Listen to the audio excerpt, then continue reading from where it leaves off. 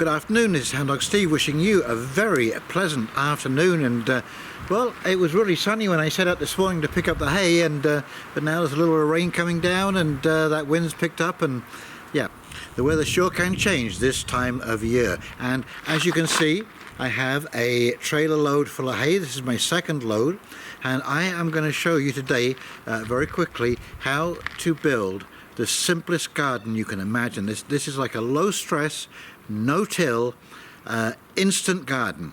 And once you start this going, it will clear the area that you're actually going to use next year as a garden. It'll get rid of all of the weeds, and you can grow some food this year, starting as soon as you get your hay. Okay, so let me just show you around, and we'll see what this looks like. Okay, here we go. Okay, so what we're doing here is we are beefing up an existing raised bed. And what I did was I took out the topsoil of both of these beds, dug them down, and of course you can see it's on top of the other half of the raised bed, waiting to be pulled over onto this side when I put the other hay bales in. And some of the surplus soil has gone into this garden because it was a little shy of soil. And you can see, you just lay them down on this side like that. Now, I don't know if you can see, this side, the upside, this is the cut side, and you can see there is all kinds of stubble, like it looks like it's been cut with a blade. Okay, and you'll find the other side that you'll see a little bit of this, but not quite the same. Now you want the cut side up, because that means all of the flower heads or grass seeds will be down at the bottom and will not germinate.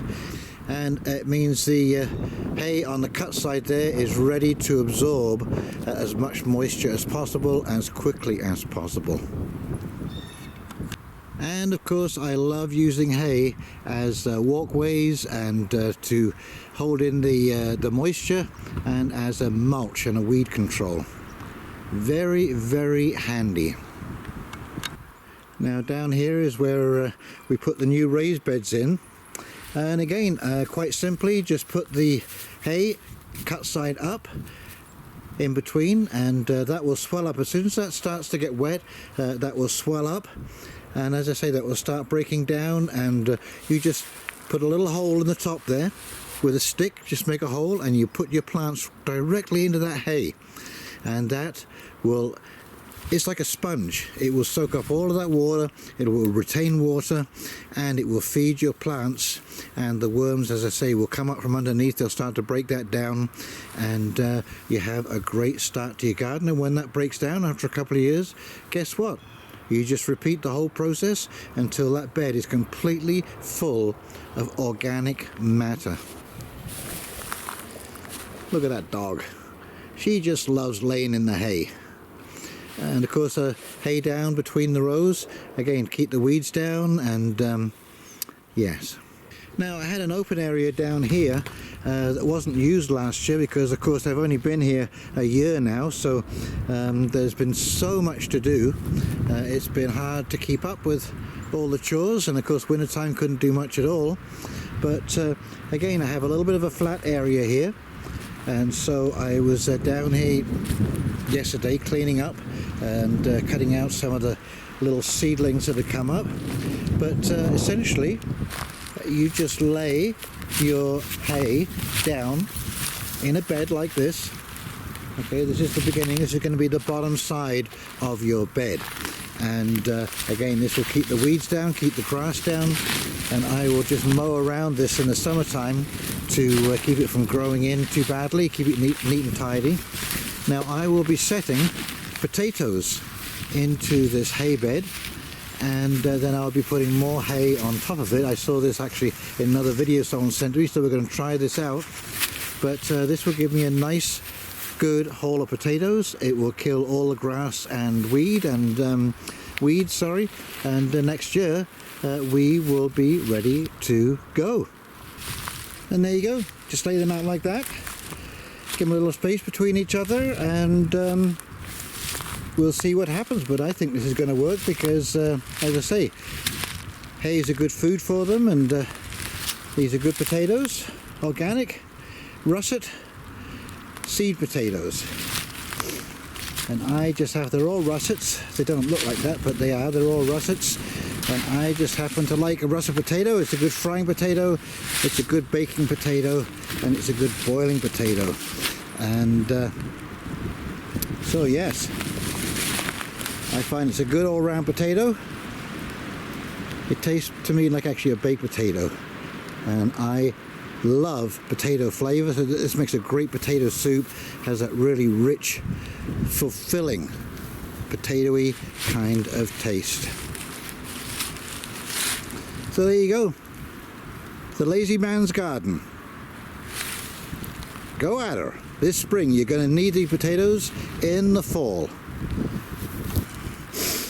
Okay, so now they tell me that any potato is good as long as it's got eyes on it to start the root. Now these are not store-bought potatoes because I'm not sure whether they're irradiated or not, but just two different sources, one slightly larger than the other. You can see the eyes on these ones are smaller than the other ones, but still there. So now that you've got this done, you can get the rest of the hay. Well, not all those bales up there, but like another bale will be good here, and you just shake it out nice and pull it out so all of those lumps come out of it, and you cover that over with another good layer of hay, maybe 6 inches of hay, and you will have yourself a potato garden, my friends. Now of course when you shake the hay out, it comes out like this. It can be a bit clumpy, so really shake that out well, and the reason is because it will mat. When this starts to get wet, it will mat, and those leaves may have a little bit of difficulty pushing through if you're not careful. And so yeah, just make sure that's completely shaken out. Now if you don't have enough potatoes, you can cut potatoes. You can cut them into halves or thirds depending on how big they are. You just want to make sure that there is a minimum of 2 eyes per section, and you should either coat those ends with lime, quick lime, to seal them, or you can leave them out in the sun for a day or so, half a day, and just let those ends get a scab on them, let them dry up and heal over. Potatoes are very prone to rotting if you're not careful. And something else I'm going to try here is I got a couple of old squashes, acorn squash from last year. I thought I would just step on those and see what that looks like when they come up. And there you go, that's the finished product. Everything covered up, just waiting for the rain to come and get those spuds a growing. And just keep an eye out for the leaves poking through, and just if they look like they need a little help, give them a little bit of help to come through. And there you go, there's the finished bed. First row of onions going in, those are from last year.